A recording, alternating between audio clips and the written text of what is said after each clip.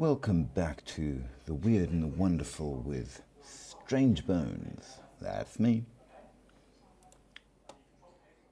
Hope you are all doing exceedingly well.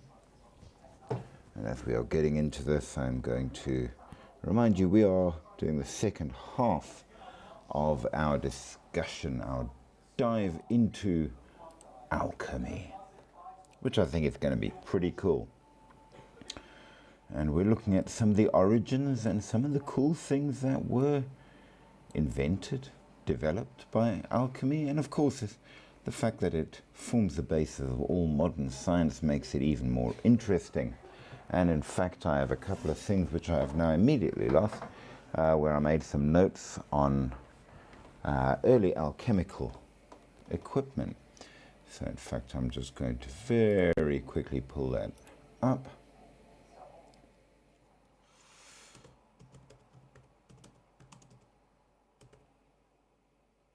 Oops, I can't spell.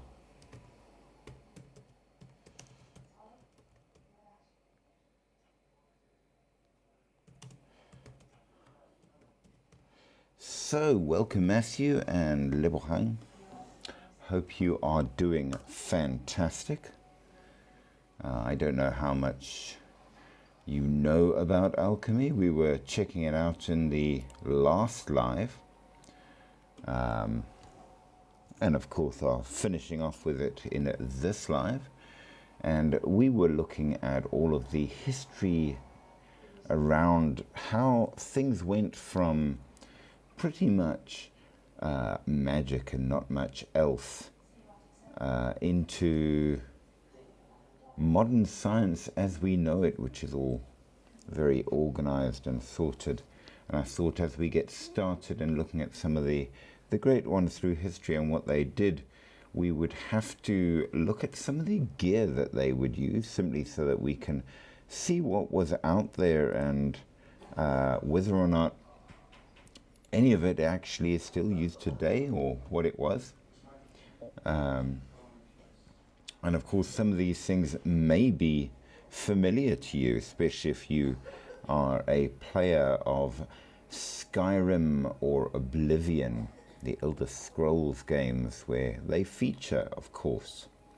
We also found out, as we were going through some of the great peoples involved in it, that some of them have turned up in modern stories, and you might be surprised to realize that while they are protagonists in modern stories, they were actually real people,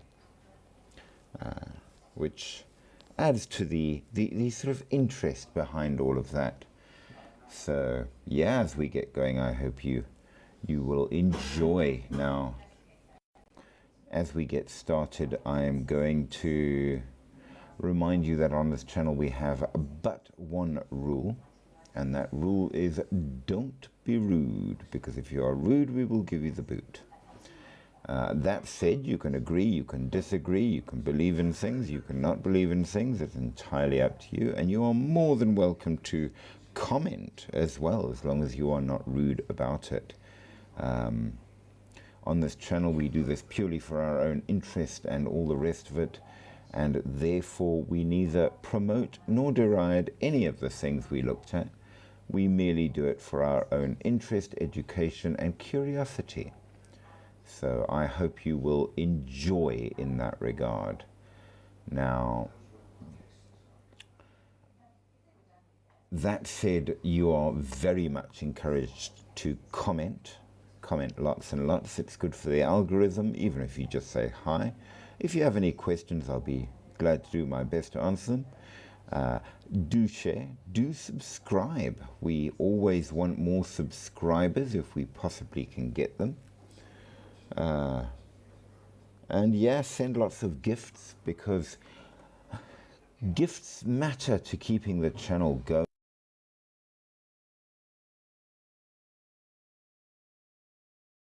And we are trying to reach as many as we can, because after all, that's what you do when it comes to TikTok. So yeah, with all of that, let's get started. So the first and possibly one of the most iconic alchemical tools ever used, of course, was a mortar and pestle, a very simple device used for grinding ingredients into powders and such. And I think many of us have seen it in the kitchen where it's used for herbs and spices and more. But yeah, it was absolutely an early alchemical device, which was absolutely important. Along with that, you had the many interesting vessels and flasks, a variety of glass and earthenware containers, flasks, beakers, jars, and all the rest. Some of them were really weird with fancy names like the moon vessel, the angel tube, and the spirit holder, which sound amazing, but basically they're all vessels to keep things in and what have you. Along with that, you would also have crucibles, specialized heat-resistant vessels, often made from ceramic, used for high-temperature processing like melting metals or separating base metals from noble ones, which was called capillation. There were varying forms of furnaces that were used to either heat slowly, such as the Athanor, a self-feeding furnace designed to maintain a gentle, consistent heat. There were the high heat furnaces, and a very interesting thing which you probably know again from catering in the modern day, the bain-marie, which literally translates from the French as the Mary's bath, which was named after its inventor, a Jewish woman who lived in Egypt in about the 2nd or 3rd century, who was known as Mary the Jewess, and she was quite an important alchemist from her time, believe it or not. And as such, we have the bain-marie, which was originally an alchemical device used for careful and gentle heating of things. Spooky, how are you doing? I hope you're in fine and fabulous form. Let me pop you on. There we go. It's always ever so slow. Ta-da! Invite sent. Fantastic. Good stuff. So, yeah.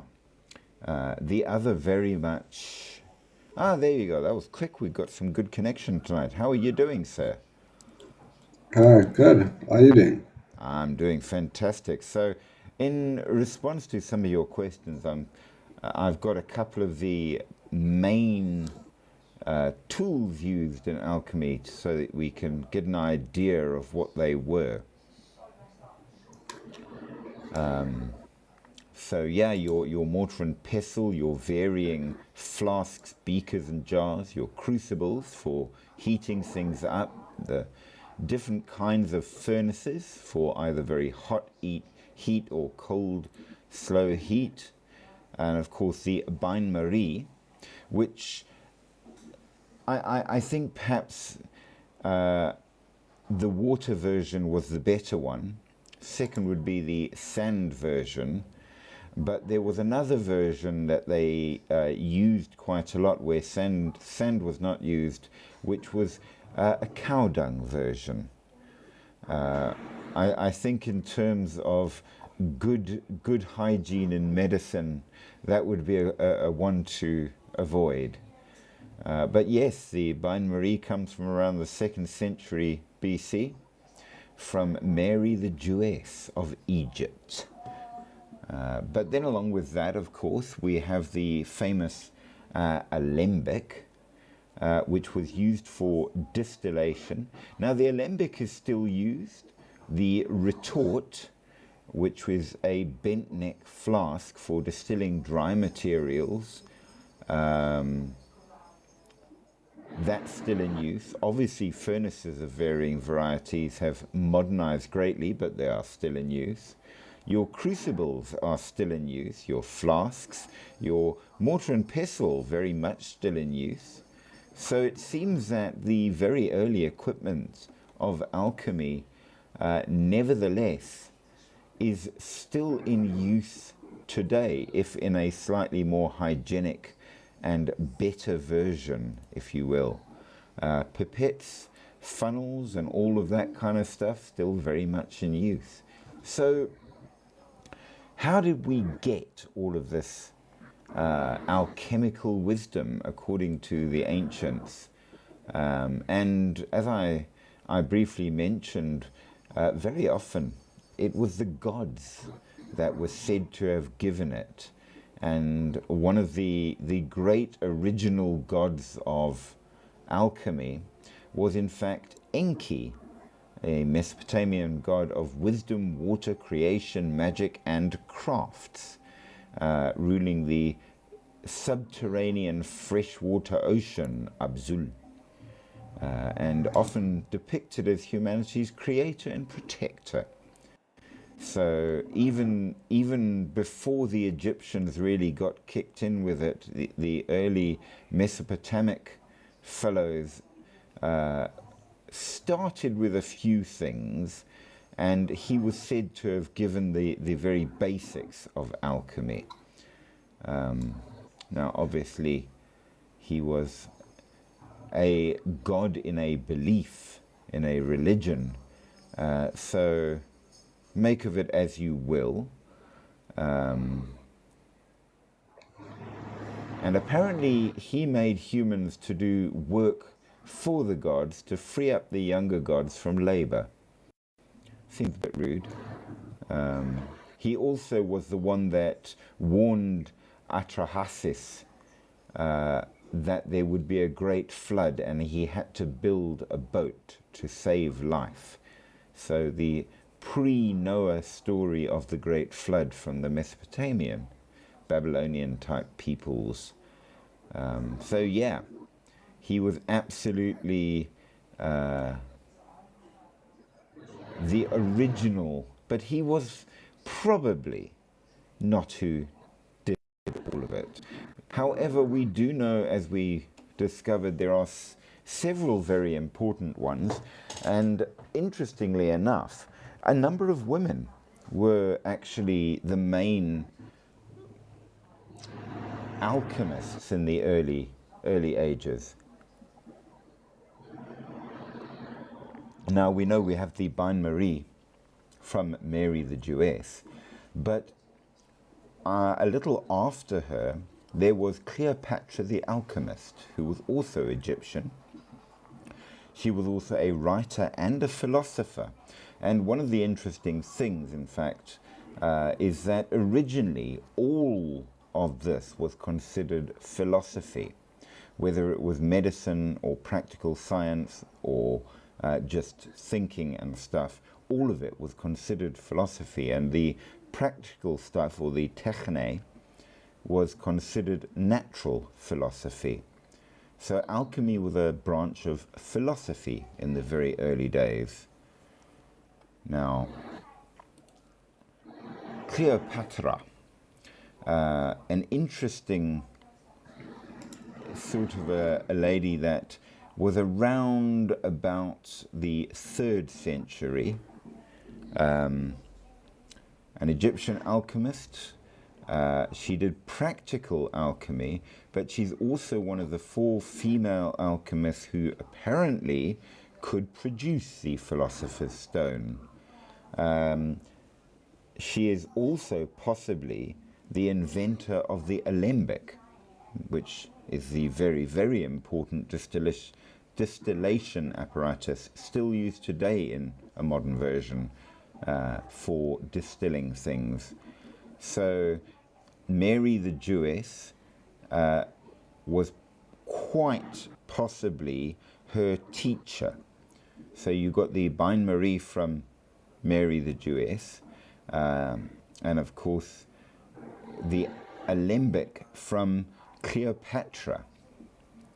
Now, she is associated with the school of thinking of both Mary and of Cornarius, and these alchemists were very much into distillation and sublimation, and they would use their varying apparatuses to achieve this. It might be that Cleopatra is in fact a pseudonym for a group of alchemists. We know she is not the Cleopatra that we know from the history as the queen. So she is absolutely not the Queen Cleopatra. But then I imagine Cleopatra could have been a fairly common name in Egypt at the time. I don't know. I wasn't there, despite the age I look. We do know that later people did try to connect her with the Queen of Egypt, and in fact with Cleopatra the physician, who both lived in around the same time, but probably they were different people. How do you know over all these years? Well, we don't know. But we do know that she is foundational to alchemy. She predated even Zosimus of Panopolis, Michael Meyer, who wrote the Atlantofugians and more. And it seems that the other four who could make the Philosopher's Stone were Maria the Jewess, Medera, and Paphnutius. There's a name to take home. She was known as Paphnutius the Virgin, an Egyptian alchemist living around 300 CE, who was referred to in letters between Zosimus and Theosebia, and apparently affected their work a great deal. But yeah, I think Paphnutius is not a name that really has moved forward in time. However, Cleopatra was mentioned with great respect in the Arabic encyclopedia of Kitab al-Firist from 988, and is credited with the invention of a number of things in alchemy, and the use of weights and measures to work things out. So you can see there's definitely a science that started to kick in, which in the modern day, of course, we know to be very important. We know that she wrote a number of interesting articles, including one called On Weights and Measures, Ecton Cleopatras Perimetron Kai Stasso. My Greek is terrible. And then the gold making of Cleopatra, and a dialogue of the philosophers and Cleopatra. She liked to use a lot of imagery in her writing, including things to refer to renewal and transformation and conception and birth in terms of her alchemical work, comparing an alchemist to a mother who thinks about her child and feeds it, which is pretty cool. Now, Cleopatra is most noted for the Chrysopoeia of Cleopatra, a single sheet document containing symbols, drawings, and captions, found on a single leaf in a 11th century manuscript much, much later.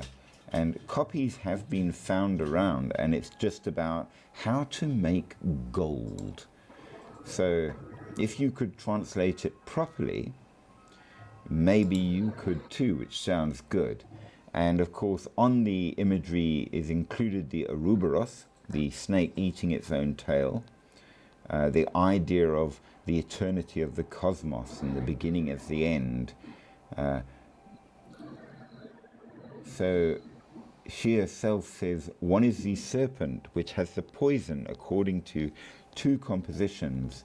One is all, and through it all, and by it is all, and if you have not all, all is nothing. No idea what that means. It says that there are these, or she says that the symbols for gold, silver, and mercury are there to show that with the right apparatus, the dibikos and kerotakis, I have no idea what either apparatus is, but they are complicated,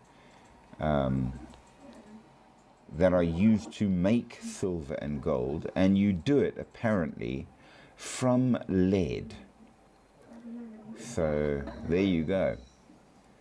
She could turn lead into gold and live eternally. So yeah, again, if she's watching this, give us a hint how to do it. Now, of course, moving around time a little bit, but one of the other big fellows that made a huge difference to alchemy was Albertus Magnus. And it was not so much for his work alone, by the fact that he was in fact a monk, and therefore legitimized alchemy. Because, of course, if you went and studied it when it wasn't legitimized, they stopped you from studying it in a way that was guaranteed. Now, Albertus Magnus, known as Saint Albert the Great, he is indeed a saint. He was a German Dominican friar, philosopher, scientist, and bishop, and he is considered one of the greatest medieval philosophers of the time.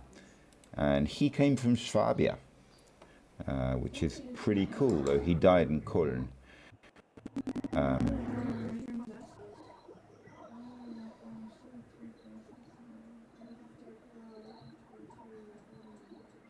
Now, as we go through what he was and what he did, he was a medieval Western philosopher, amongst other things. He was Aristotelian, if that matters to you, or if you've ever studied Aristotle, you'll know why it's important, but it would take years to explain. But interestingly, he didn't only do philosophy per se, he did physology, mineralogy, astrology, geography, music, natural science, alchemy, jurisprudence, diplomacy, theology, and law. So he was quite a learned bugger for his time. Studied at the University of Paris and taught, most interestingly, Thomas Aquinas. And that is the point we were getting to, because, as we know, Thomas Aquinas had a massive effect on the rules of the church back in his day, which meant that because they thought alchemy was okay, it was, and so you could study it. He was, Albertus Magnus, of course, and Thomas Aquinas, for that matter, were canonized, which meant it was even more important, because if the saint says something is good, you must know that it is okay to do, and you won't be burnt at the stake. We know that he was about 80 when he died, so he didn't manage to make the Philosopher's Stone, apparently, because we know where he died and where he is buried. So there is that. But he was an interesting fellow with a great deal of study. He was not only the teacher of Aquinas, but they managed to make good buddies as they were studying their way up with Peter, who was a fellow who later became known as Pope Innocent V. So as you can imagine, there again, big influence on allowing for alchemy, which meant that modern science happened as it did, which was a good thing. Another big one, of course, as we go along, more modern yet again, is the other big monk that made things okay, and that was Roger Bacon. He was an interesting chappie in many ways. He was English, and he was an expert on philosophy for his time. This is around the 12th century. He was a scholastic, and very much into chemistry and biology and engineering, which is quite interesting. Why his name was Bacon, I don't know. It's an interesting name. But yes, Roger Bacon. And he is considered to be one of the great polymaths of the medieval period. He is also considered, weirdly enough, in history as a wizard. And they say his skill in mechanics allowed him to make a necromantic brass head which could answer questions. Now, one fun story, which I suspect is deeply apocryphal, but nevertheless is really cool, is that, in fact, he was somebody that went back in time, and he had a computer, or something like Alexa, which allowed him to ask questions and get answers via Google, even though he was in the medieval times. I think it's fair to say that that was a made-up story, but you've got to admit it's pretty cool, nevertheless, to think of something like that, which makes it a great story, if nothing else. Now, one of the big things that Bacon did, which was so important for modern science, as well as for alchemy, of course, was he discovered the importance of empirical testing. So when you have predicted theory, sometimes actual tests prove that it doesn't work like that in real life. And he was the guy that pioneered proper empirical testing in science, which of course is the standard today. So absolutely very, very important. And the idea of your greatest achievement being your great work, or as they call it, your opus magnus, comes from Roger Bacon, who literally titled his main work Opus Magnus. Now we know that gunpowder had been used for a very long time by the Chinese, but it was completely unknown in Europe. And Roger Bacon was the first to record the formula for making gunpowder. So yeah, that obviously changed a huge number of things. He was born in Leicester, in Somerset,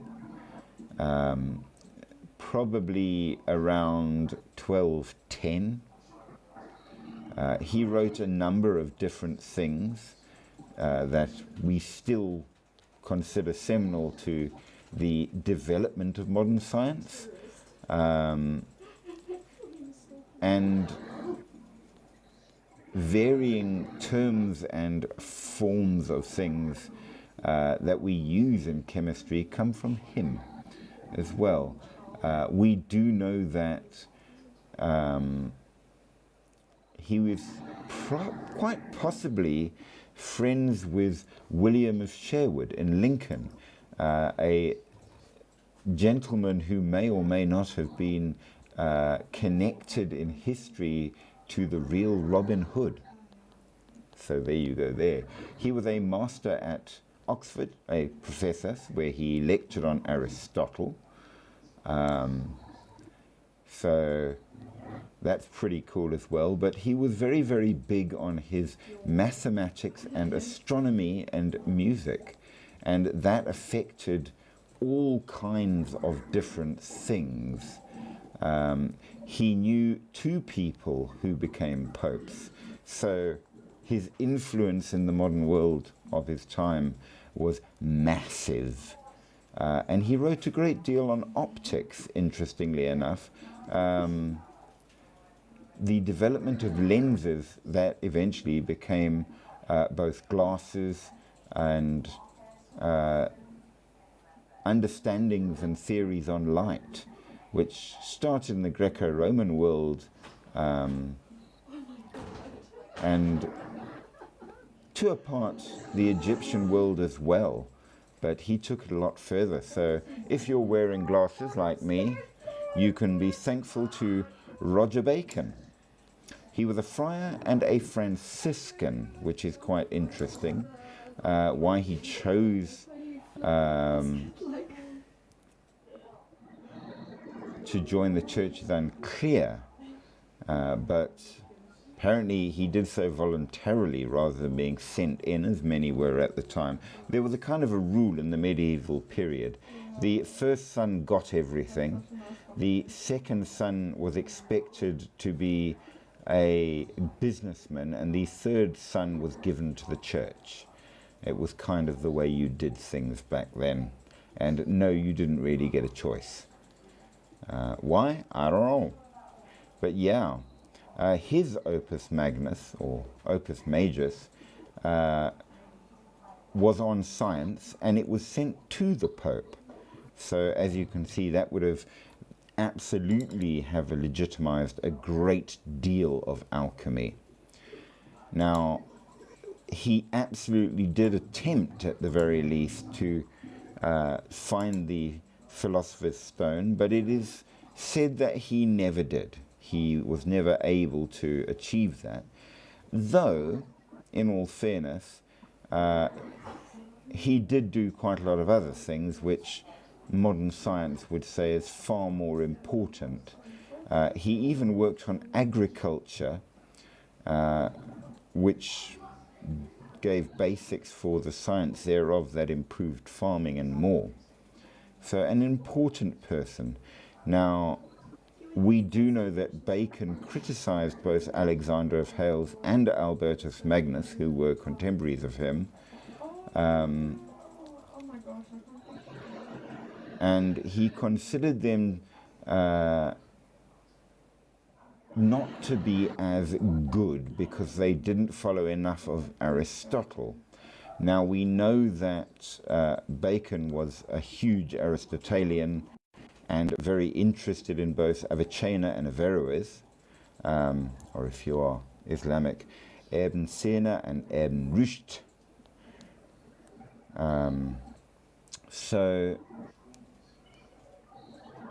And the fact that they didn't study these things, Bacon said, never in the world had such monstrosity occurred before. So you can see he was a fairly straightforward speaker. If you don't do things my way, you're wrong.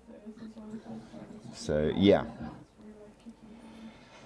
But yeah, that's Bacon. And he brought in gunpowder, which made, interestingly enough, it possible in later years, a certain Guy Fawkes to attempt to blow up the Houses of Parliament using gunpowder.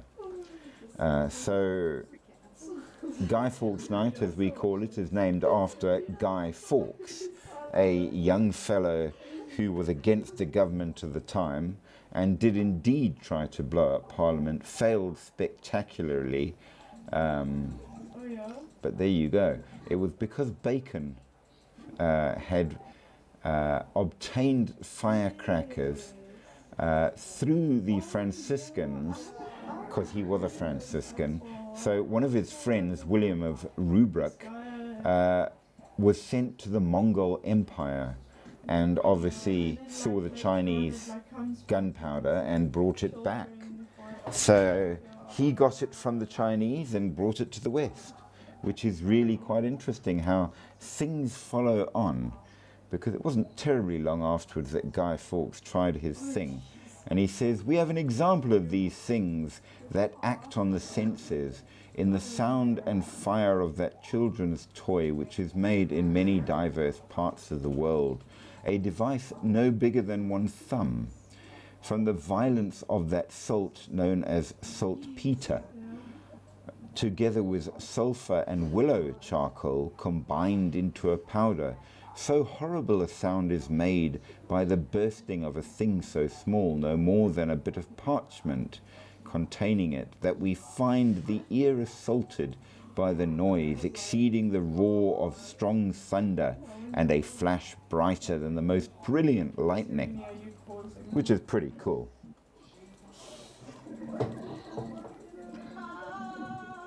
So, yeah, Bacon's epistola contained a cryptogram with the recipe for gunpowder, and the theory was criticized after in a letter by Thorndike, saying that surely such things can't be done. But it seems that it did, and the proportions shown are not that good. So they put in a 7:5:5 ratio of saltpeter to charcoal to sulfur, which won't work very well, even in a firecracker, as it will burn too slowly with too much smoke and wouldn't ignite properly. So you would have to have a lot more saltpeter to be effective. So he did bring it, but might not have been as understanding on how it worked. So there you go. But yeah, he definitely was seminal in bringing to the world things otherwise that might not have been. But that said, let us move on to other importance, such as Gerber. Gerber is the Western or Latinized name. Obviously, it was not his real name. His real name was Jabir ibn Khayyan. So he is known as the father of modern chemistry. Now, why would they say that? Well, the importance of Gerber really, that he was the guy that took the very mystical stuff out of quite a lot of the early alchemy and concentrated more on the practical. We know that he was certainly an alchemist, a chemist, a magician, and followed the Shiite religious philosophy. He covered cosmology, astronomy, astrology, medicine, pharmacology, zoology, botany, metaphysics, logic, and grammar, all of which were considered to be related. But he is one of the earliest known people for systematically classifying chemical substances. The oldest known instructions for deriving an inorganic compound, ammonium chloride, from organic substances by chemical means, and his works contain one of the earliest known versions of the sulfur-mercury theory of metals, the idea that sulfur and mercury are the basis for all metals. And his theory, which the rest of the world got from him, wherever he may have got it, or if he invented it, was dominant up until the 18th century worldwide, which is pretty impressive. Interestingly, though, his main theory was the science of the balance, aimed at reducing all phenomena, including material substance and their elements, into a system of measures and quantitative proportions. And while he may not have truly succeeded properly, we know that actually in the modern day that is true, just on an atomic level. So there you go. And I mean, given that he lived in the 7th century and 8th century, that's pretty damn impressive. Now, we know that by the 10th century, Gerber's work was circulated all over Islamic scholarly circles and was in a huge dispute. And it was after this just that about the 11th century that alchemy moved to Europe. So there was a lot of discussions throughout the Islamic world in its golden period for all of the important things.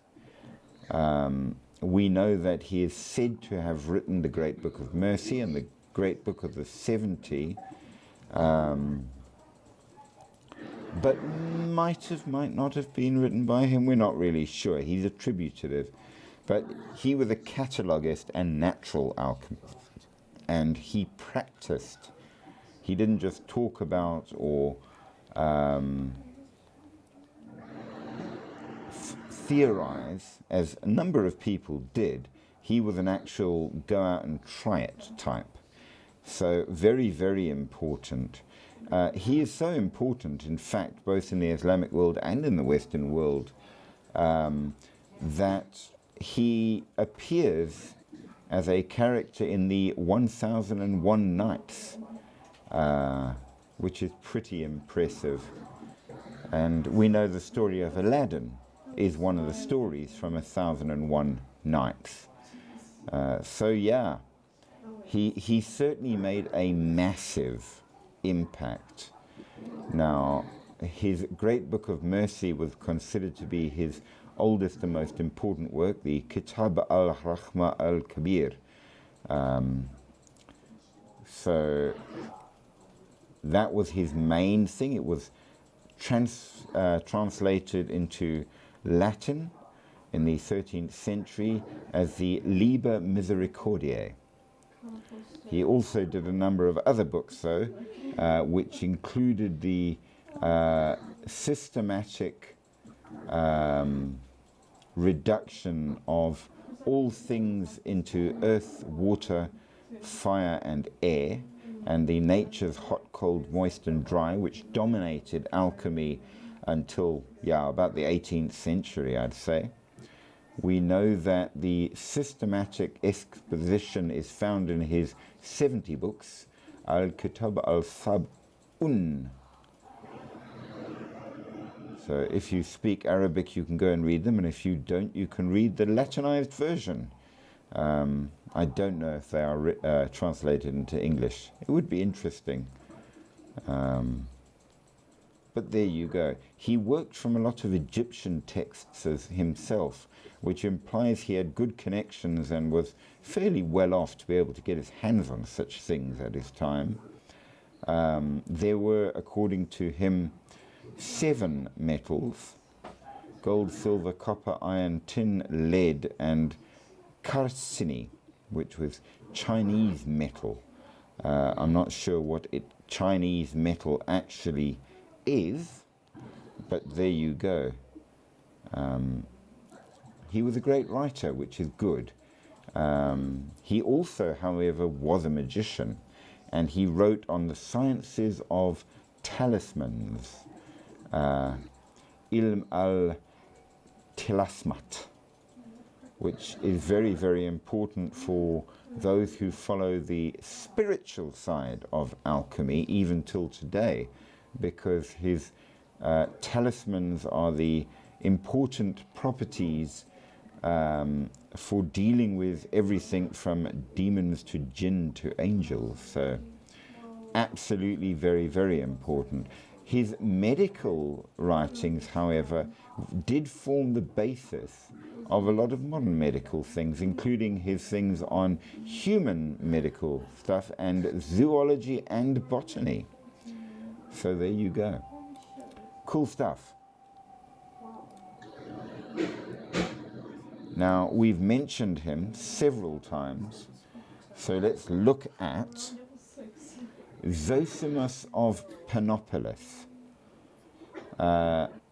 known as Zosimus Alchemistra in Latin, the Zosimus the Alchemist. He was a Gnostic mystic. He was born in Panopolis, which, if you're wondering where the heck that is, it is present-day Akhmim in the south of what was Roman Egypt, and was a capital around about 300 AD. So that's the time we're talking there. He wrote the oldest known books of alchemy, which he called Chirokmeta, using the Greek words meaning things made by hand, and pieces of the original actually do survive in Greek and translated thereafter into Syriac and Arabic. He's one of about 40 authors that were in the alchemical writings put together in Constantinople, modern-day Istanbul, in the 7th and 8th centuries, copies of which exist even today in Venice and Paris. And his fellow alchemist, Stephen of Alexandria, was a author to a number of the others also there.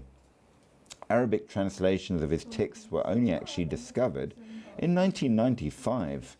A copy of the books Keys of Mercy and Secrets of Wisdom by Ibn al-Hasan ibn Ali al-Tugra, who was a Persian alchemist. The translations were incomplete and seemingly non-verbatim, but nevertheless it showed that there was more out there which people have later found. Varying translations of his books were done over the centuries, and they got the names messed up sometimes, which implies that they were written by somebody else reading them. So Zosimus was sometimes written as Thosimus or Dosimus or Remos, which is an interesting thing. They are very interesting in that copies of his books were found in Tehran, Cairo, Istanbul, Ghouta, Dublin, and Rampur. So they got around the world, which shows how important his writing was to alchemy, and of course to the spiritual alchemy of today, because he's the bugger that started Hermetic alchemy. He studied water movement, growth, embodying and disembodying, which I suppose you could consider life and death and souls. He was a Hermetic Gnostic. He asserted that the fallen angels taught the arts of metallurgy to the women they married, which is a story, funnily enough, found in the now apocryphal Book of Enoch, which is still considered canon in the Ethiopian Bible, and in the Gnostic Apocryphon of John,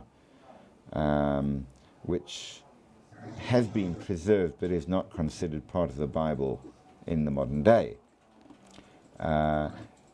The ancient and divine writings say the angels became enamored of women and, descending, taught them all the works of nature.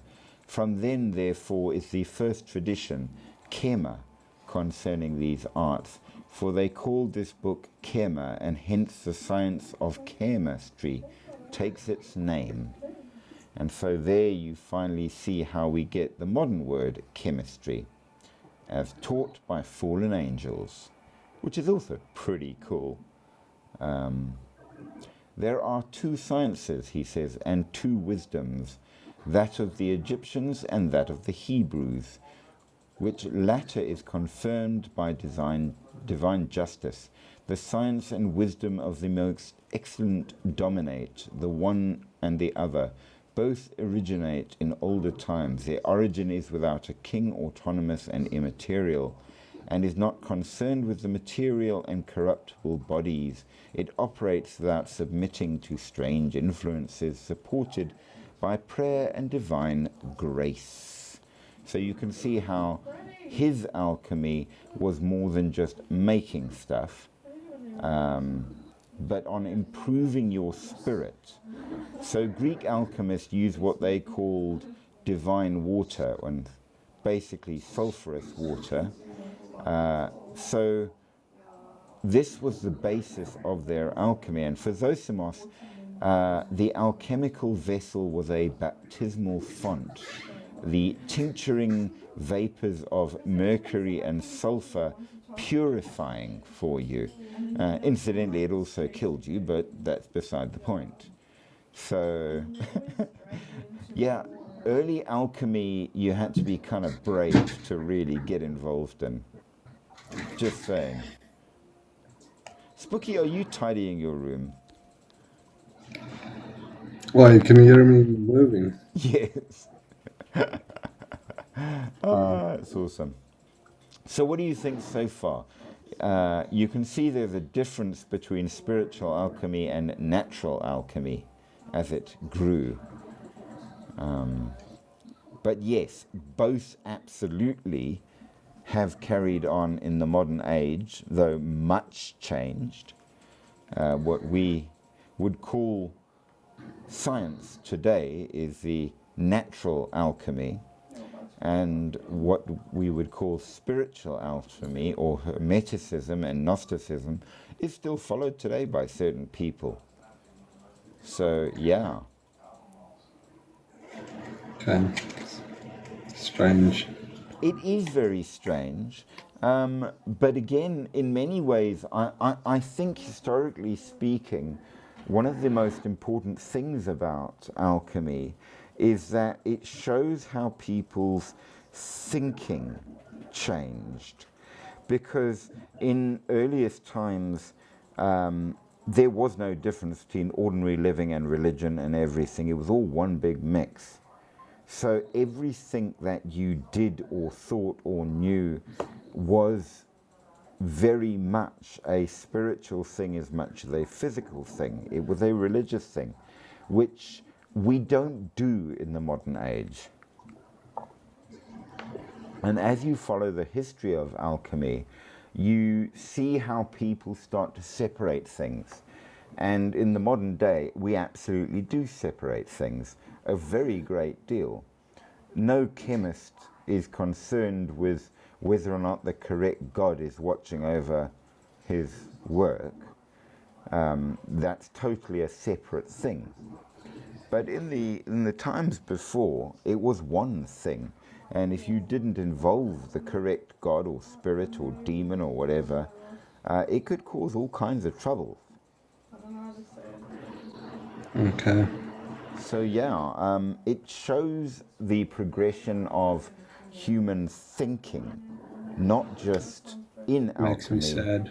Why? Because I've got questions which you would probably not answer, and nobody probably would be able to answer. Such as, I mean, I'll try. When did alchemy start? Alchemy as a science probably started around 300 BC in Egypt. Okay, so you don't think there's anyone that 8,000 years ago took some herbs and pasted it onto its wound? No. When we talk of alchemy starting, we're talking it as a specifically researched science. There were absolutely people that did varying forms of healing and medicine prior to that. And things would have been passed down from parent to child, like this works, and when that happens, do this, it will help. So you are saying recorded history, 300 BC. Yes, and in terms of when people started to get into science in a deliberate way for the sake of science, not as a practical thing. Okay. So what do you think those little bowls and bottles that of the drawings that Egypt have, well, what do you think they used that for? Do you think they only put water in it, or maybe piss, or I'm not sure. No. You see, when we talk of formal science, okay, it's like, think of it You in don't terms. think Egypt played with it? Of course they did. That's how these Okay, people that's ended about up. 3000 BC. Yes, but bear in mind, the ability to do things relies on opportunity, if that makes sense.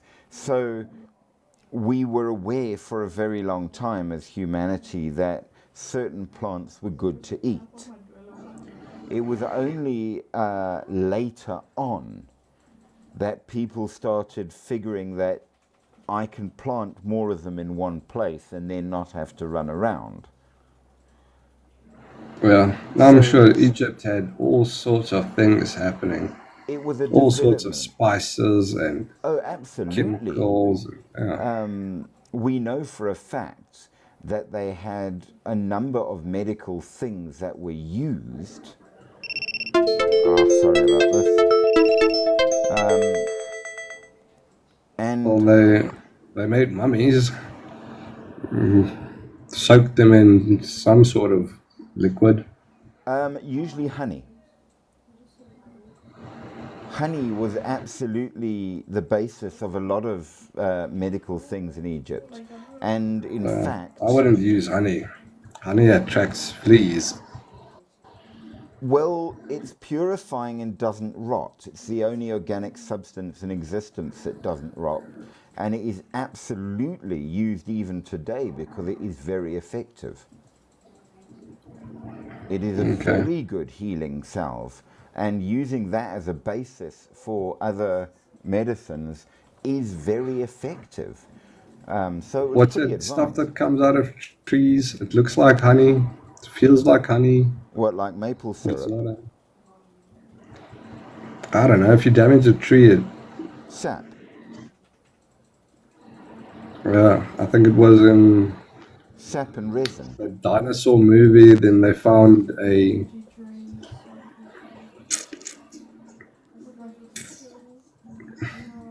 Yeah. They found some blood of a dinosaur or DNA of a dinosaur inside of a tree sap, Yes. which is like 60 million years ago. Well, So it didn't age. amber, which is what it was preserved in, is fossilized tree resin. Yeah. So yes, but honey is literally it's an amazing healing salve, and because of its nature, you can actually infuse it with the oils of certain herbs and things, making it even more effective for specific things. Now, remember that all things are a process. So people would have absolutely, in early Egypt, had a number of medicines and scientific processes that they did use. But when we talk about the study of alchemy, we're not just talking about somebody that does it as part of his craft. We're talking about somebody that, instead of everything else, is specifically dedicated to practically trying to figure out more things in that field specifically. And Okay, so you're saying alchemy is not a practice, it is a profession. it's both. So alchemy would be used. So the difference between a research chemist whose focus is to figure out new chemical things and somebody that uses chemistry to do his job.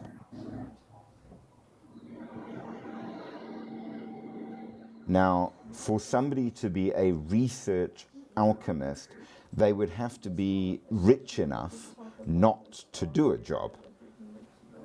And that means that society would have had to have progressed sufficiently, and his family would have had to have earned enough that he could then do that.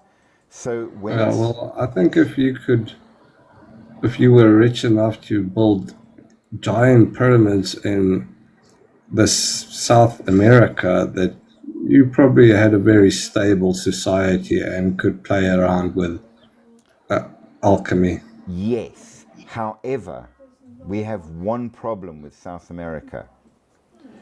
The buggers didn't write enough. At least that we found. So we don't know.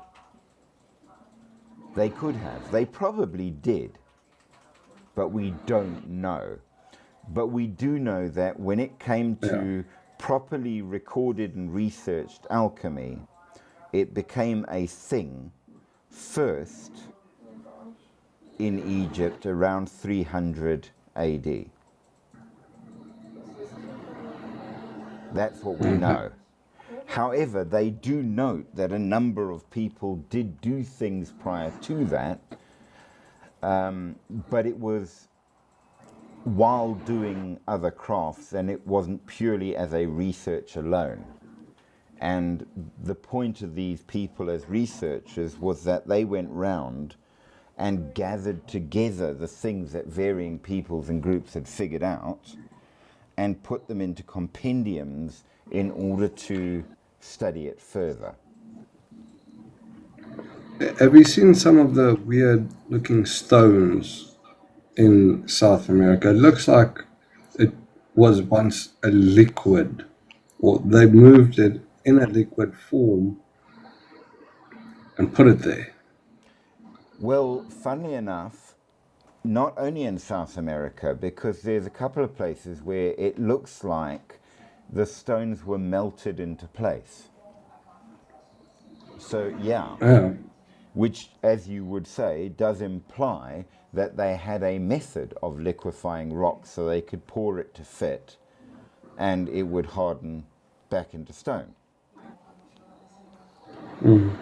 So in all of this, we do need to keep in mind this is in recorded history, not necessarily how things went. So the possibility that there was a much more advanced earlier civilization does exist. We just don't know about it and therefore can't talk about it. So yeah, I reckon that there was quite a lot before recorded history, but we have to work along with recorded history, because that's what we've got. Yeah, and then you wonder, why am I sad? It's like thousands of years of history lost. Well, that's going to be always the case, because recorded history as we have it is basically at best 3,000 years, and we're talking the really fragmented stuff at the end there, whereas we've been around as human beings in some form for hundreds of thousands of years. So who's to say how it was then? We really don't know, do we? Yeah, could have had one civilization, it's like 50,000 years ago, and then suddenly all disappeared. We probably did. I think that it would be very fair to say that we did. I mean, I was watching a fascinating video which goes to show how little we know about our own world. How much do you know about the glaciers in Papua New Guinea? I mean, Not much. well, before today, I can honestly tell you that if you said there are glaciers in Papua New Guinea, I would have said you're an idiot. It's a tropical country. And it is a tropical country. But it has very high mountains in the middle that have glaciers on them. And a large portion of New Guinea has never been explored. It's also the second biggest island in the world. Oh. Yeah, I did not know that. So when it comes to the world, we know everything there is to know about. No, we don't. We don't have a clue about half of the things. They've discovered in New Guinea that there are certain animals that have been known to be totally extinct for a good couple of centuries. But apparently they're living quite happily in New Guinea. We just didn't know that.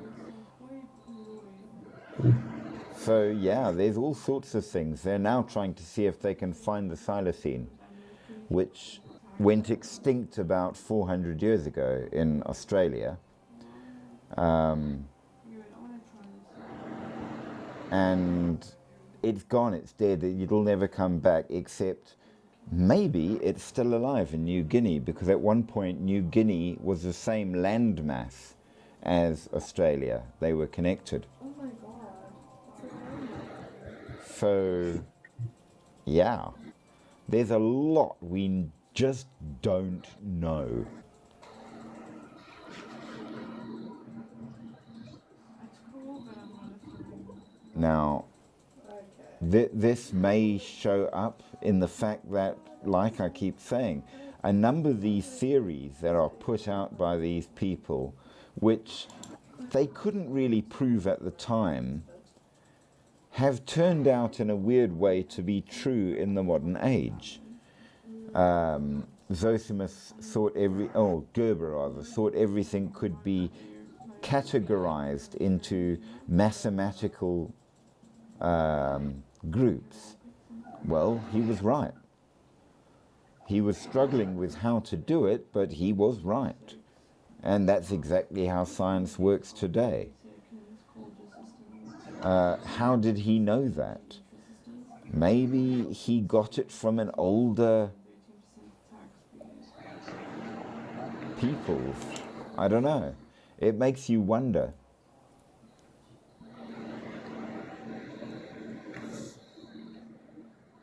Well, I don't want to wonder. You want to know, I want to don't you? know. Yes. So, well, so do I.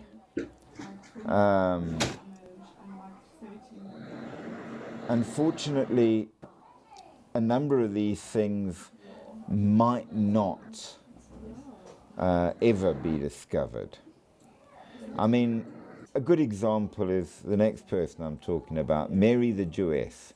Why Mary the Jewess? She was known as Mary the Prophet, Mary the Copt, meaning Egyptian, Maria al-Qitiyah. She was an alchemist, and one of the people that made Zosimos learn alchemy. She lived between the 1st and 3rd centuries CE in Alexandria. She was probably one of the first alchemical writers, and she was a woman. So clearly things worked differently back then. If she could be that important and that powerful, she created the Bain Marie as well as a number of other alchemical equipments somehow. We know that her work on metals was incredibly important, and in a long and involved way meant that later peoples were able to make fine steels and stainless steel and all the rest of that kind of stuff. It was her that really created things. She had the idea that certain metals had genders, and if you put them together, a new entity could be made, which is exactly how we make stainless steel. It's not pure iron. It's a combination of things to make steel. So she is one of the great people that had knowledge that, for her time, was incredible. It is said that she taught Democritus, who was supposed to be one of the really good later alchemists. So she taught him. We know that some of the great Arabic alchemists said that she is one of the 52 most famous alchemists, and she was one of the few people who was able to make a particular purple dye. Now, the purple dye of the time, only emperors and important people could wear. It was absolutely a huge secret on how to make it, and buying it, you would pay massive amounts of money to get it. So the fact that she could make it meant she could get rich pretty damned fast. It's fairly impressive. She left writings that were kept, translated, carried on, and all kinds of things. And the idea of chemical progression comes from her, which is even used in psychology by Carl Jung, in the idea of wholeness and individuation. So she affected every science we have. We know that she probably did develop the tribikos, which is a specialized alembic with 3 arms used to obtain substances purified for distillation. And the different heights of the arms on the distillate meant you could separate gases and stuff out and then reform them to liquids, so you could distill more than one thing at a go, which is pretty impressive. So she clearly knew a lot more in her time than later people really knew, which is incredible. She used the kerotekis, which is an airtight container used to creating a vacuum and hermetically seal. Well, we get hermetic seal for a true sealed container from her, the hermetic arts which developed from her works. So, yes, and apparently this is how you could make gold as well. Is that true? Don't know, but damn it, she made double boilers. She made things that were out of time, even. And that's where it gets really, really fascinating, because you look at some of the gear they had, and you sort of think, for the general understanding of the time, they couldn't have had it. Yet. So, did they come through time? Were there civilizations before? It's an amazing question. We know that out of these times, so round about 50 AD, writings came from Greek alchemists where they spoke about dyes, where you could dye metals even.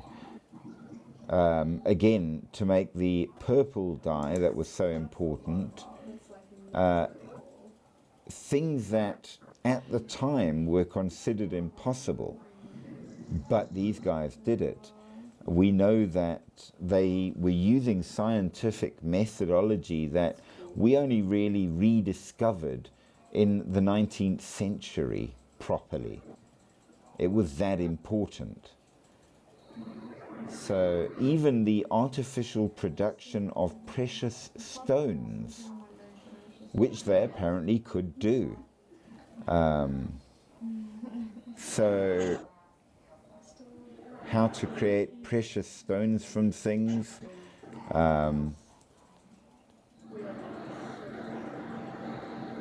These are things which I ask questions about. They would come up with comments which you start to wonder what they really meant. Nature delights in nature, nature conquers nature, and nature masters nature. They were getting at stuff which even today we don't really understand.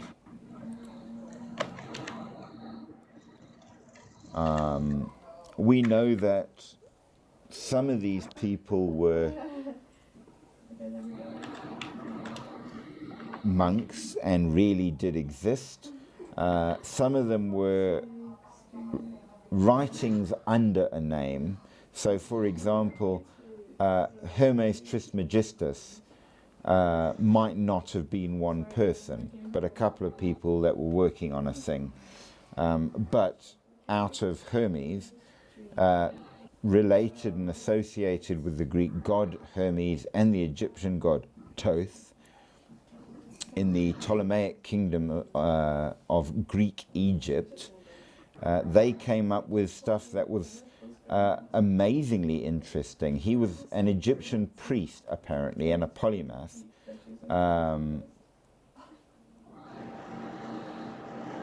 We know that Imhotep, the famous Egyptian priest that was even deified after his death, was said to have taught Hermes, as did Amenhotep, another important scribe, and out of these things came these writings by Hermes. Now, it's possible that the reason we call him Hermes the Thrice Great is that he was in fact Imhotep and Theos and Amenhotep writing together, hence thrice great, because they were great in their own rights, but as you get. And so they say that there came forth Hermes, who was the son of the Nile, so Egyptian, whose name may not be spoken, but who is worshipped by the people in Arcadia, and is said to have killed Argus Panoptes, and for this reason to have fled to Egypt, and to have given the Egyptians their law and their alphabet, and thus taught them. Maybe, maybe not. We're talking so far back that knowing what really went on is kind of difficult. But the writings do indeed contain some pretty impressive alchemy, though the genealogy given says that he lived alongside Moses and knew him. Hard to say there, given when he's supposed to have lived. So probably a lot of things made up. He was interested in philosophy, cosmology, and most importantly, practical magic. So potions and alchemy that you can actually make. It's said that he did make the Philosopher's Stone, one of the male alchemists to do it. We do know that he found a way to seal and fuse glass with things inside, which meant that you could create a vacuum and a pure mixture inside, which is pretty damn advanced, just for why would you do it at the time, which supports, therefore, Spooky, your theory that they must have had earlier people who knew a great deal more. We know that this was carried on, and people did. They wrote what they learnt and didn't necessarily say where they got it from. So we assume that it comes from that guy, but not not necessarily dead. So,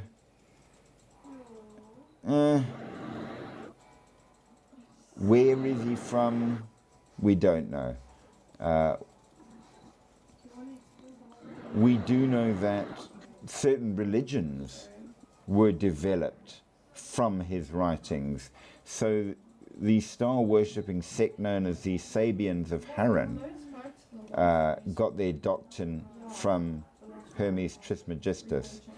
So he was an interesting fellow, and we know that Hermes is also the guy that is considered to be the founder of Baha'i, the religion, which still exists today. So there was a lot going on. Was any of it real or true? Who's to say? But we do know they developed a lot of things, and here is where it matters.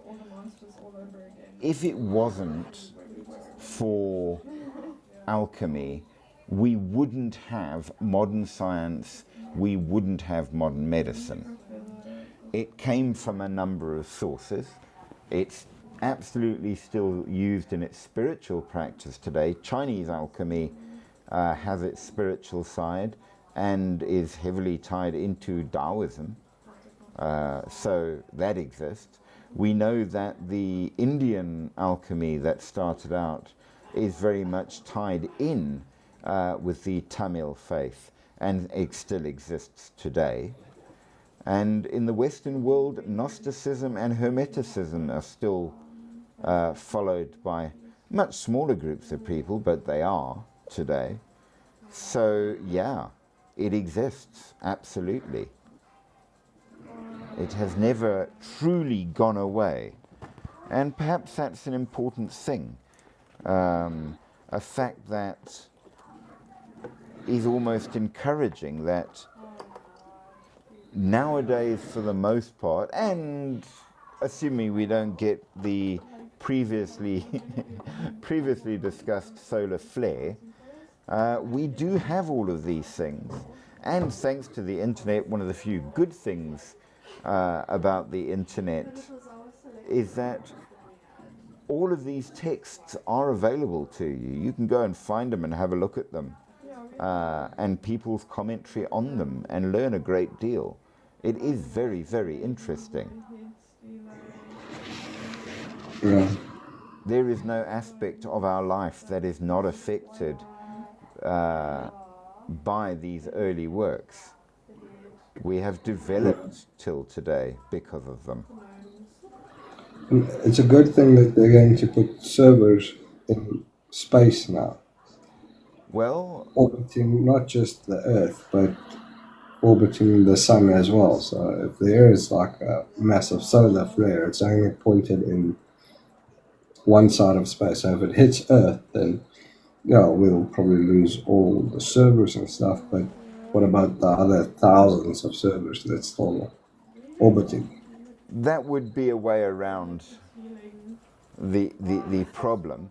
And then, assuming you could get a computer up and running again, you could reconnect to the satellite and get it all back, which probably would be pretty important in that regard. Probably very hard to do, and yeah, you need to write everything down again as quickly as possible, because you are probably not going to build it, your children are. Because Well, to first build a proper computer, you'll first have to build a building the size of, yes, it won't be overnight. yeah. That is absolutely true. So you're not wrong there, but I think it would be doable. I think in many ways it's one of the great things about humanity, that we do have a fair resilience. Yeah. Well, that's what makes us strong, because we adapt. Yes. You might not follow my survival channel, but I had a very interesting chat with somebody the other day. Ultimately, while your gear is absolutely useful, and necessary, and your knowledge is absolutely useful and important, the key to survival is actually attitude and adaptability. You've got to want to survive, and you've got to be able to adapt. If you don't do those two things, no amount of gear or knowledge will help you. Yes. So yeah, That's the only way we survived, because we are not stronger than a lot of animals. We are not more resilient than them. absolutely. So yeah, they are much more stronger. They've got thick claws that can cut you into pieces. They can rip you apart. We can't do that to them. We don't have claws or teeth to bite pieces out of them. Absolutely, I totally agree. And yeah, that's kind of the point, I suppose, that we do need to have that spirit of adaptability, the ability to see what has been. Excuse me. I think that it's true to say that it will always be like that. That's our greatest strength. Yeah. There's a brilliant video I was watching where in one of the Indonesian islands, rope is incredibly expensive because the kind of vegetation on the island means that there are very few trees. So making ropes is hard, and getting decent ones even harder. So all of it was really imported at great expense, until some bugger said, hang on, and made even better ropes out of banana fibers. Go figure that. So what they didn't have but needed, they figured a way around, and it worked. And they make the most amazing springy type of rope. So they're able to take a lot more strain. They've got give because So they make now that yeah. you mentioned them, or that place that they don't have lots of plants and things, it makes me wonder, how do desert people then survive? We've got massive population, and yet they live in a desert. If it's not for trading, Well, they suffer. I wondered that. So if you go to one of the great Egyptian deserts, there is a group of people known to live in the desert, and they refuse to live in cities. They don't want to. They're nomadic and they wander around. And they weave camel hair into ropes and into cloth in order to get that stuff. They know how to use pretty cunning metallurgy, and many of their things, because one of the big metals in the area is silver, so many of their things are made of silver. It's considered to be a standard metal, except for cooking in, and for that they use brass, which they make themselves. So brass cookware, silver for a lot of the other metal items, so no werewolves among them, as you can imagine. They weave camel hair into all kinds of things. Their beasts of burden are camels. They smelt and forge their own iron. They know exactly where the oases are, and yeah, they manage. They work their way around. They have adapted. Their diet is very healthy, apparently, and yeah.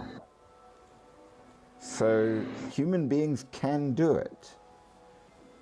Yeah, they have to learn to adapt, or they are forced to adapt. Well, the ones that didn't aren't there. Yeah. I mean, that's the bottom line, isn't it? When it comes to the continuation of a species, I think it was Darwin that came up with the phrase adapt or die. It's true. Well, I would probably die if you move me straight to, I mean, like Yemen or Saudi Arabia. I'll probably I won't make it. Well, I often wonder because I was in the desert for quite a long time when I was up on the border. And I can tell you that I would manage for most part, but the not having enough water would drive me bloody insane. I like to drink quite a lot of water, and there just isn't. I know that in the Kalahari, the Bushmen there can sometimes go for months only on the liquids gained from the tsama melon. I don't think I could do that. I think no. That would be more than I could do. Yeah.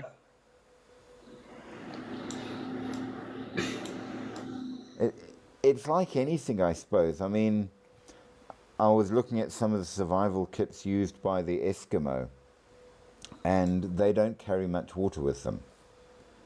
They will carry 2 small water pouches inside their clothing. And the way it works is you fill it with snow and ice and put it inside your clothing till it melts. So it's not that you haven't got water everywhere, they've got it, it's all around them. The trick is to have liquid water. So you can die of thirst standing in what is essentially a puddle. It's just frozen solid. Well, lots of people they die of thirst in the middle of the sea. Well, seawater's not drinkable, but ice is, if you can melt it. Yeah. So it's like one step worse. But yeah, I think it has to do with the way we adapt, not just mentally, but even physically. I've told you the story before of a mate of mine that lives in Siberia, and he was saying it was really warm. It was nearly 0 degrees. To him, that's warm, and he's adjusted to it. His body works just fine. If that was me, I would be dying of the cold. But by contrast, while it's a bit sweaty, 30 degrees is fine. We find it bearable. Whereas he would just die.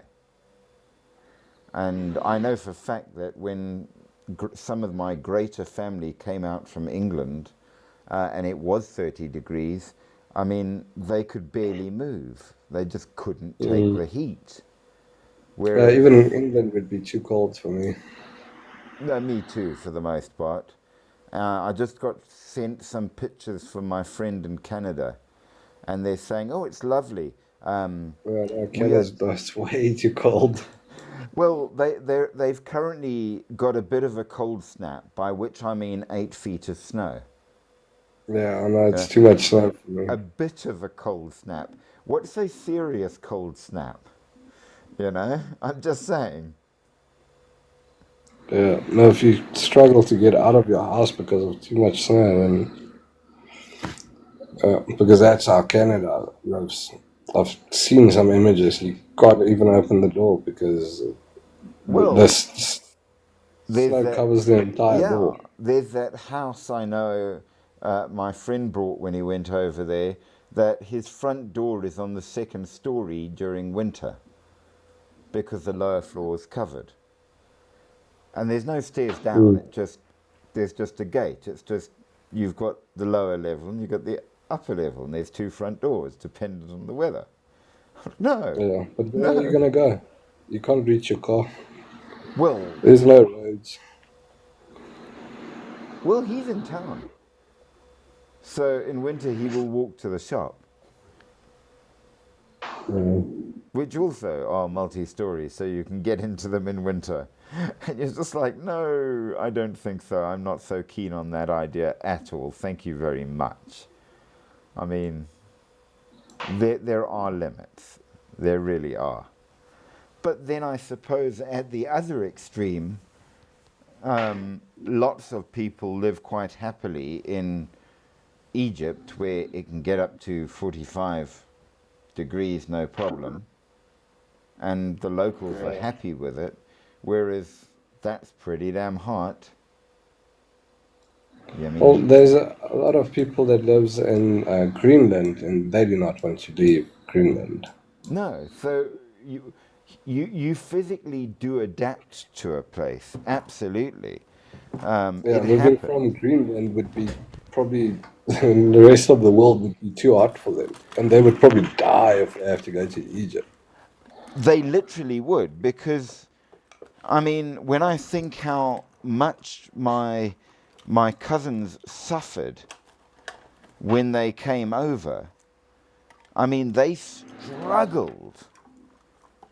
And I was like, but it's a normal day, it's not a problem. And they were like, no, bro, this is like harsh.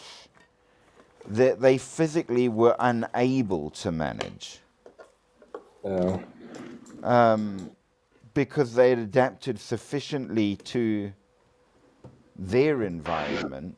And that's one of the really interesting things about our modern ability to travel, is you can literally go and experience firsthand the sudden change.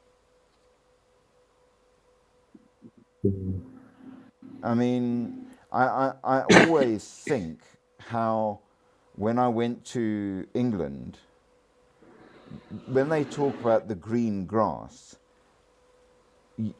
you don't know what green is in those terms, because we just don't have it here. When you see it, it looks like it's a kid's picture because it's just too green, you know. I mean, they talk of Ireland as being the Emerald Isle because of how green it is. It's really, really green. Like, incomprehensibly to us. What we call green is really a shade of brown. The difference is astounding. And when you Yeah, so actually, they've got yeah, like a bright green, and we've got a darker green. yes. But the difference is actually shocking if you haven't seen it. You know, it, like, you look at it and you think, no, it looks fake. It's just, Yeah. that's how it is. It's a very strange situation. And there's a lot of little things like that, dependent on where you go, that are amazing. So, which one do you think would suffer more? The guy that lives in the desert that moves to Greenland, or the guy that lives in Greenland that moves to the desert? I think the guy in Greenland going to the desert, for the simple reason that when I went to England and I was just like, nah, bruh, you say it's a warm day, it's cold for me, I could put lots and lots of layers on. Yes. But there is only so many clothes that you can take off. Yeah. And You know, that's what I heard. The guy that lives in Greenland, a hot place, I mean, he can walk around naked, he's still gonna boil. well, I was in I don't know if you've ever been to Richards Bay, but I was there at the height of summer on a day that the locals said was unusually hot. And I sat in the shower because there was no point. It was about 50 degrees with the incredible humidity. And I just couldn't. I could not. I could not function, I could not think. It was more than I could take. And I mean, I grew up at the coast, I'm used to the coast. But Richards Bay can get so hot and wet that you will step into the shower, and by the time you stepped out and dried yourself with a towel, you're already sweating. Yeah,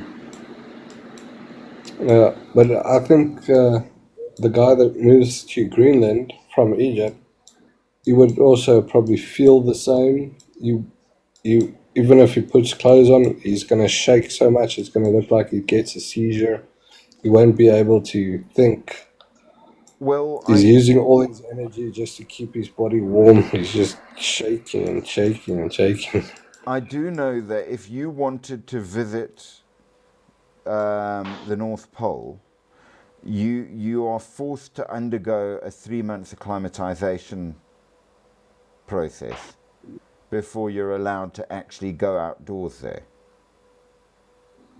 so that you can manage the cold. Now, if you were to extrapolate that to the guy that's used to living in the desert, can you imagine how awful it would be? Yeah. I mean, you would suffer, like bad. It would be rough. So, absolutely. I think you're right there. And it kind of goes to show that survival in many ways is not what you think. Because we get a lot of our understanding of things either from stories or from what you see on TV, which often doesn't fully show. Like, I mean, if you see on TV a picture of me staggering through the desert, you're not feeling the heat. You don't get it, do you? Not in the way that you would if you were actually there going through the feeling of it. So, you know, there are Yeah. many, yeah. In If I many, see a movie, I mean, he just arrives. I didn't see him sitting in the car for 2 hours in the hot yes, sun. we often don't quite get the actual true experience. But if you ever go, I mean, the kids were on the ships working, and one of them was telling me that she flew out to Doha to meet up with the cruise ship, and she said that you land, but you're in an air-conditioned plane, and you have no clue. You're sitting there, and it's perfectly fine. There's nothing wrong. And then you step out the door, and it's like somebody smacked you in the face with a spade. The heat is just unbelievable, you know. And she comes from South Africa, which is pretty warm. And she's like, yeah, I know, you just don't know. It Yeah. just isn't like that. But not as hot as other places. It's South Africa. It's got a nice, decent temperature, but We some do. places you can boil an egg on the tar road or even on your car bonnet. When I was on the border in the desert, I remember somebody told us that, and I was like, I'm going to try it. I got to know. And I found an egg that had come out of a nest. It was clearly a dead egg. And I thought, well, here's the opportunity, because all of our military cases were metal. So I took it outside and stuck it in the sun for an hour, and then I went and cracked the egg on it. And, yep, it cooked. It absolutely cooked.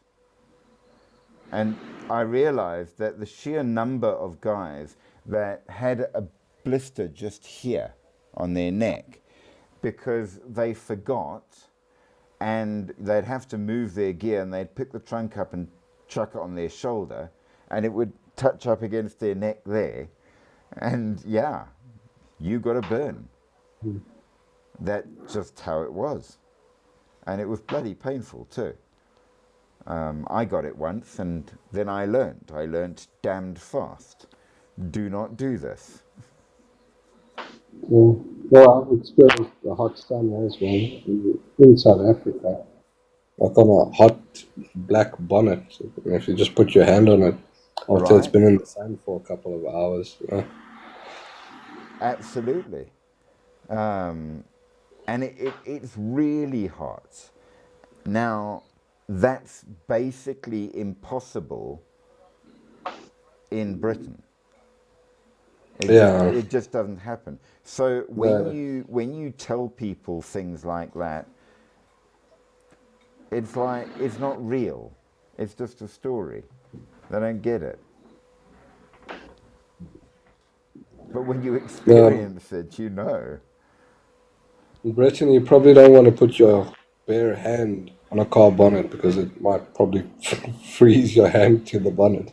Well, this is a bit of a rude one for you, but there was the one winter, and it was very, very, very cold. And I went out in our backyard, and I was a little boy, of course, and a little brat, and I thought, how cold is it? So I had a wee in the corner of the garden, and before it hit the ground, it made an icicle. So I made a series of weesicles along the ground because I could. Yes. That's how cold it was. And then I got a smack for being rude, which is probably deserved. But it was cold enough that you could do that. Whereupon you also, that's the origin of the old saying, never eat yellow snow. Yeah. There's a reason for that, and it's little boys like me. But absolutely, these things are possible, and it's like, damn. I mean, if you pick, And with that, I really want to go to the Australian outback and experience that. And I want to go to the Amazon and experience that. Yeah, I think the Amazon would be nice. Well, I'm probably not sure. I've never visited the Amazon, and yeah, Australia looks hot, and the Amazon is probably also hot, but you've got lots of shade. Well, I think the problem with the Amazon is more the humidity. Yeah. Weirdly enough, though, many of the areas around the Amazon that are not jungle, and there are quite a few, so the area around Tehutan is not jungle, okay? It's very much like the South African savanna. If you showed me a picture of it, I would identify it as South African,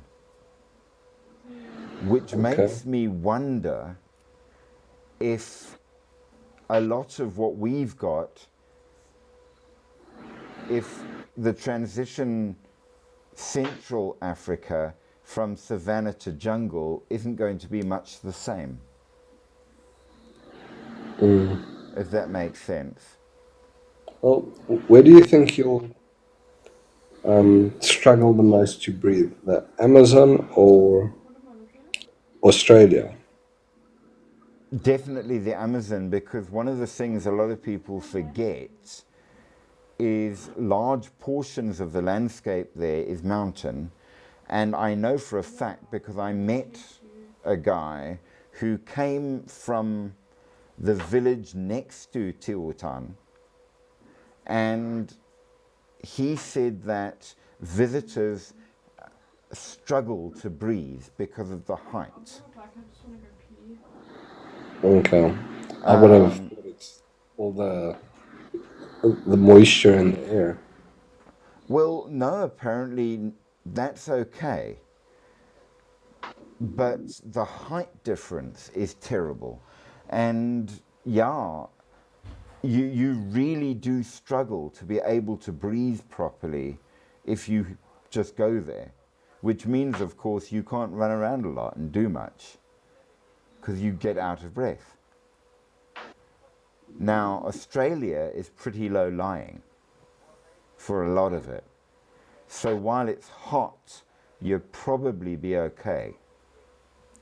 Well, Though, China has a lot of mountains. Scary mountains. Icy mountains. true, true. You know. I think the hardest place to visit, if I were to guess, would probably be Tibet. Excuse me. Because Tibet's got some of the highest mountains in the world, and a lot of the flat spaces where people live are the sort, what they call it a kang, and it's basically like a plain, but it's on top of a mountain, in between the mountain ranges, so it's very high. So I Okay. suspect that trying to manage as somebody who's used to living on the coast, you would suffer big time going to Tibet. What is that beautiful mountains called in North America? Strange looking ones. Oh God, you've got the Ozarks, the Appalachians, the No, Rockies. those ones that goes straight up into the air. So it's The Blue Ridge Mountains. no. Let me see if I can. It might be the Blue Ridge. They're known to be pretty steep.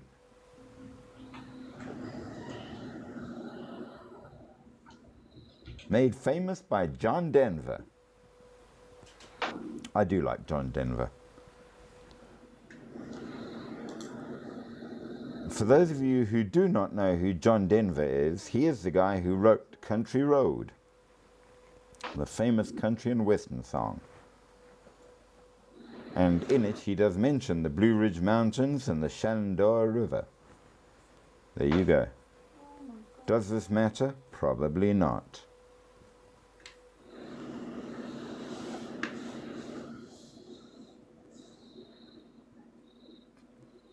And then, of course, you've got all of the ridges as well, like where the Grand Canyon is. It's part of the ridges. And, of course, in...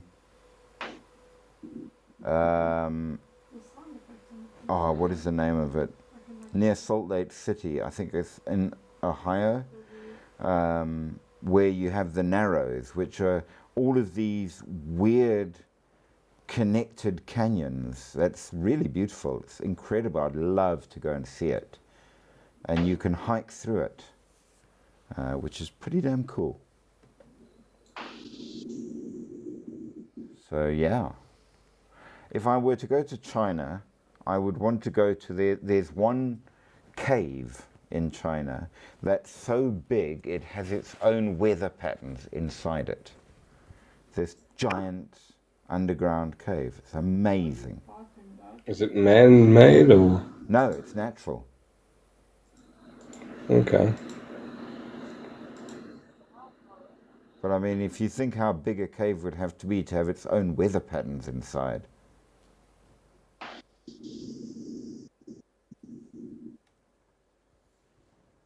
There are a few things I would like to see, I must be honest. Excuse me. No props. But yeah. So Have you seen Mount Roraima? no. But that's in South America. Okay. It's like Table Mountain, but much more bigger. I mean, much, much, much more bigger. Okay. I'd like to go and see the Devil's Tower in America. That's that thing, it looks like a giant tree stump, as if it's like the remaining stump of some 100-foot tall ancient tree that fossilized somehow.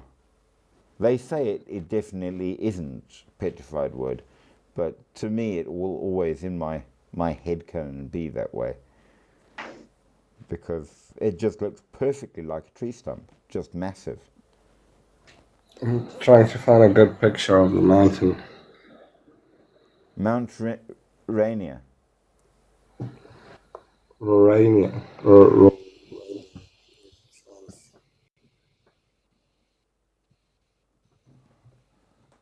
Well,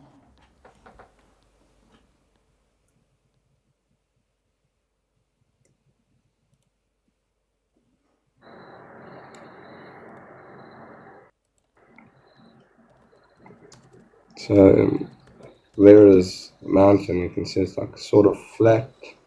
and it's in one of the national parks there, Tahoma. It's an active stratovolcano in the Cascade Range. Okay. Does it look like this?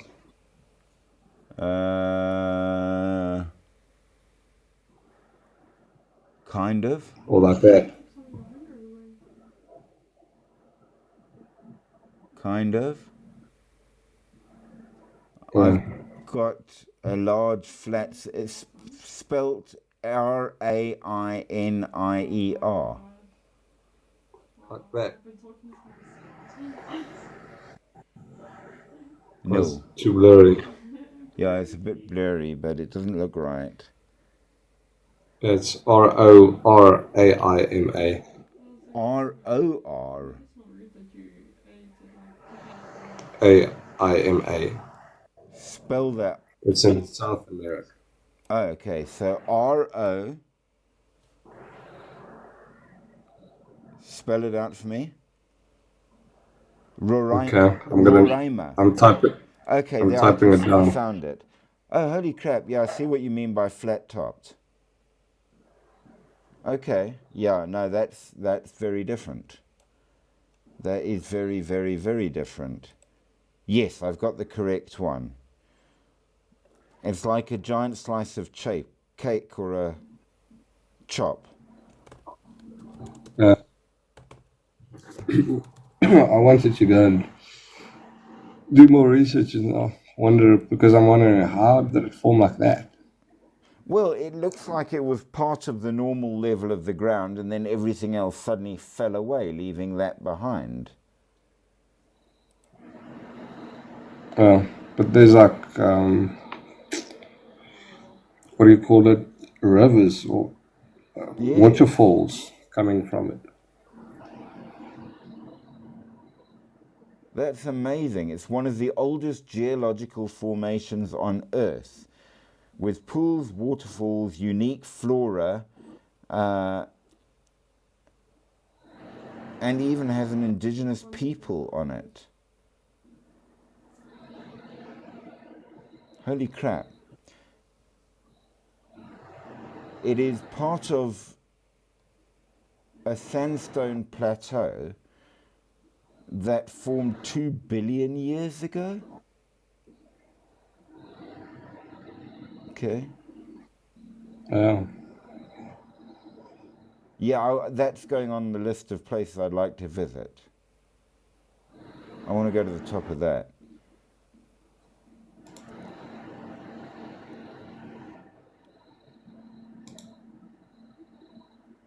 Wow. Yeah, it looks like it's a beautiful place. Requires preparedness for extreme weather. Fair enough. That's pretty impressive. Yeah, so it goes up hundreds of meters. Yeah. See, it's places like this that prove that we really don't know as much about our world as we really think we do.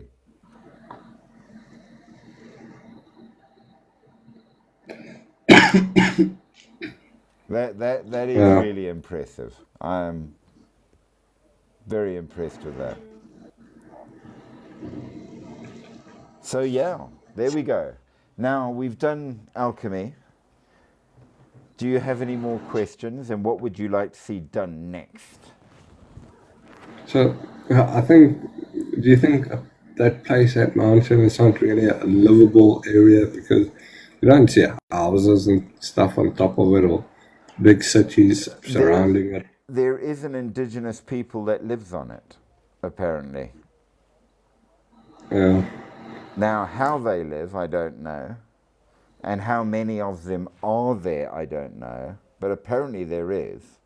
But it is also a protected site. So maybe they don't allow any more, and they don't allow people to go and build there. So it's live the old way or move. Yeah. Well, it looks like it's big enough and flat enough that you can Yeah. land your plane there. You Well, can.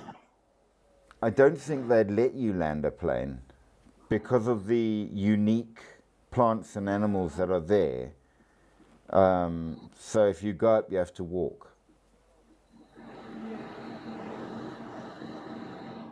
Yeah, but I'm sure some multi-billionaire would want to buy it and put a mansion on top of it. Oh, they might want to, but given that it belongs to the People's Trust in Guyana, they probably would tell him to go and shove his money. Unless they Yeah. find oil on it, in which case it'll get annexed. Yeah, that's just what I thought now. But if they find something there, some minerals or something, that would blow that whole mountain apart. Exactly.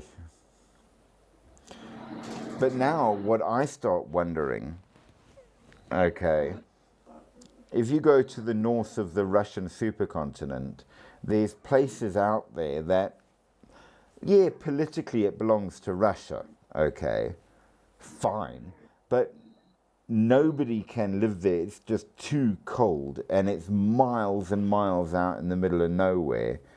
What really is out there? Do we have any idea? Yeah, it doesn't seem like people actually visit those places. Right? So you start wondering how many places are out there. Because I was doing when I did the whole thing for the Mayans and the Aztecs, I was doing some research on the geography, so I sort of knew what I was talking about. And they were pointing out that I know people say, well, we got satellites with radar. It doesn't work. The jungle is too thick for us to get a decent image. Pictures are useless because all you get is the top of trees. So huge portions of the Amazon and South America, we just don't know. We have no clue, despite our technology. Same as we don't know what's under the water because ground penetrating radar doesn't go through water more than a certain depth. So there's huge areas of our world we just have no clue on. We just don't. But what do you think you can find? Well, we all say, oh, if there were ancient civilizations, we would have found them by now. Well, would we? Well, not if you're not looking. Well, that right there, that's the point.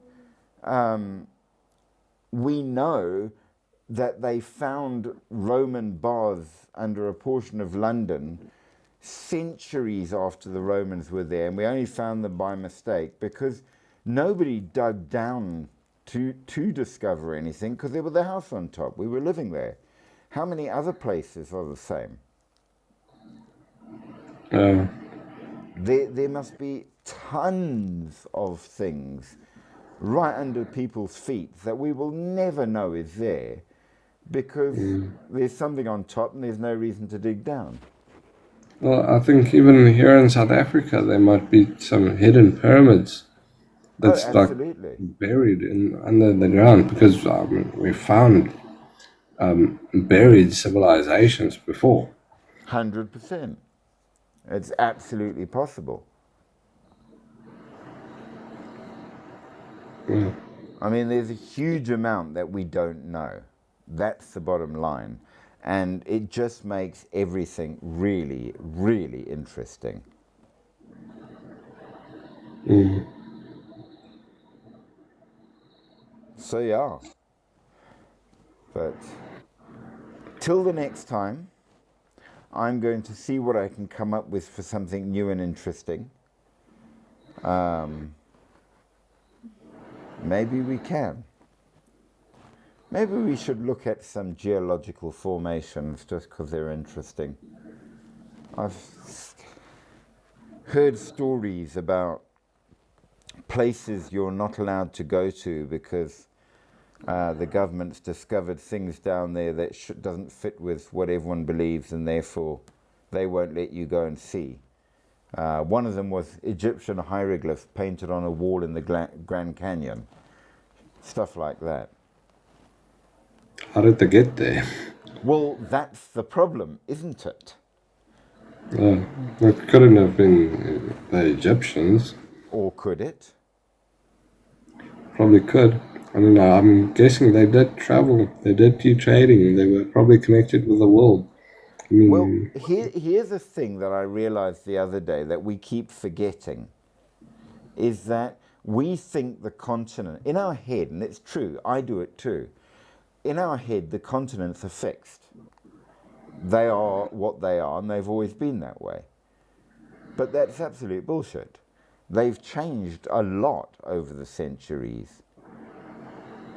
So all kinds of landscapes were not as they are now. We know that New Guinea was once the same continent as Australia. So it makes you rethink how history worked. Maybe you could walk from South America to, I don't know, Africa, Mongolia, who knows? no, Africa seems a bit strange, but yeah, no, I think well, if I have to look at the map, the only way to get to South America would be from Asia to North America and then to South America. Maybe they did, because the other thing as well is that we often forget is the world is round. I can go across the edge of the map round to the other side without falling Well, if off you look the at earth. Africa and you look at South America, it looks like it's two puzzle pieces that fit together. There you go. And back when it was Pangea, it did. So Yeah. the world is constantly moving, and that means that things were not the same then as now. The other day you pointed out that Britain and France were connected, and they were. At a point, they were connected by Doggerland. So our view of what could and couldn't be in the past is very inaccurate in some ways. There's other things that need to be taken into account that we have not necessarily. So let's do that. That will be the next one. Something interesting and different. And let me see what I can find. I think it'll be a good one. It'll be Monday, of course. So, and yeah, anyone else that wants to join, you're welcome. And if you come up with any interesting questions, you're welcome to ask them. Do remember, like, share, subscribe, do all the good stuff so that we can keep the channel going, because it does matter. Thank you to Umpumele and Jadine, who also stuck around for a bit. And of course, thank you to you, Spooky, for being a part of tonight's story. And I'll see you Monday at 10 o'clock for something else interesting and different. Yeah. Cool, cheers. Enjoy your night. Have a good I one. will indeed, and you too. Cheers it is. Cheers.